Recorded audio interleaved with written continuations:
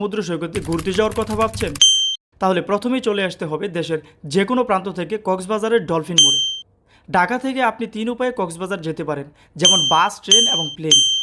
যেহেতু আমাদের budget trip, তাই আমরা বেছে নিয়েছি বাস। তবে খরচ কমাতে চাইলে ট্রেনের কোনো বিকল্প নেই, তবে সেক্ষেত্রে 10 দিন আগে থেকেই ট্রেনের টিকিট বুক করে রাখতে হবে। চলে তো আসলাম কক্সবাজার। এখন স্টে করার জন্য আমাদেরকে প্রথমে হোটেল বুক করতে হবে। যেহেতু বাজেট ট্রিপ, তাই একটু বুঝে শুনে কমের মধ্যে ভালোটাই নিতে হবে।